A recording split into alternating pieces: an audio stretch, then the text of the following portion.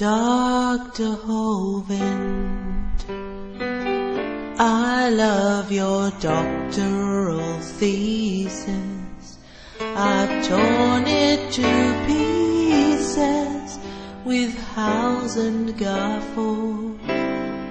I can't remember when I last pissed myself laughing. It's a good thing the thesis mopped the piss off the floor. Welcome to part 36 of this read-through and peer review of Kent Hovind's doctoral dissertation, which was published on wikileaks.org on December 9th, 2009.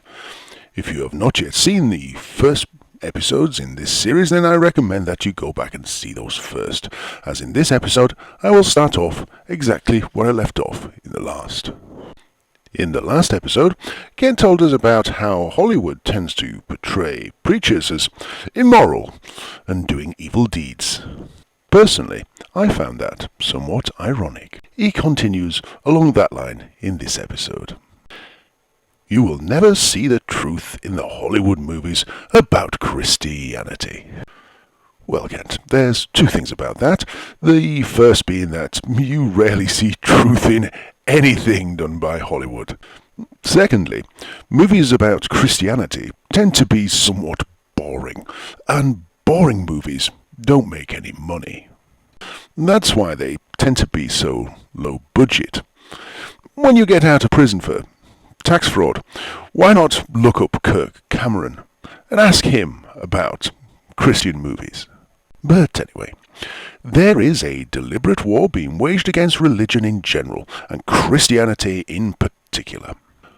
Oh yes, Kent, that massive majority is being so victimized by a tiny minority. It's a bit like apartheid, really, isn't it? You're just so oppressed. But we'll continue. Other religions, such as Hinduism and Buddhism, are taught as being okay, even in the public schools. But the idea of bringing in Christianity is utterly despised. Well, Kent, I think what you'll find is most of the students in public school tend to be of a Christian background anyway, and that Hinduism and Buddhism are okay, and that adherents to these religions should not be victimized, should not be persecuted. They should be tolerated. Furthermore, I think you'll find that the approach they give to Hinduism and Buddhism is more in line of making students aware of them. When it comes to Christianity, however, people like yourself will stop at nothing until Christianity is completely taken over, and we find ourselves back in the 18th century. But we'll go on. The Humanist Manifesto, too, goes on to say, any account of nature should pass the test of scientific evidence. In our judgment, the dogmas and myths of traditional religion do not do so. Ah, yes, Kent.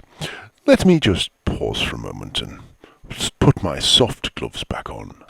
I wouldn't want to hurt myself from the face-palming that is sure to result from your next statements. Kent goes on. If they really mean that the account of nature should pass the test of scientific evidence, they should examine and see if evolution will pass the test of scientific evidence. Let me think for a moment. Ah, yes, it does. It so overwhelmingly does. Go on, Kent. In order for something to be scientific, it has to be observable. Really, Kent? Are you sure? I thought it had to be testable, verifiable, and most importantly, falsifiable. But do go on. Anything outside the realm of observation is not scientific. Well, Kent, the first thing that comes to mind is, go find me a talking snake. The second thing that comes to mind is that with that sweeping statement, you are dismissing such scientific theories as the theory of gravity, electromagnetism, and quantum physics. Areas of study which are either purely mathematic in nature, or where the subject of the study cannot be observed directly. However, its nature can be determined by its effects on the environment around it. But do continue. For something to be scientific, it must be testable. Yes, Kent. Evolution by natural selection is testable, and most importantly, it's falsifiable. Researchers and scientists can make predictions based upon that theory. And believe it or not, Kent, the results they get back agree with those predictions and therefore verify the theory. But carry on, Kent. We'll ignore your bad grammar. There is no observation to back up evolution, and no test has devised to demonstrate it. Well, Kent, I assure you there is. The fact that you haven't read about it, or understood it, or even agree with it, is no concern of mine. If evolution occurred in the past, it should have been preserved for us in the fossil record.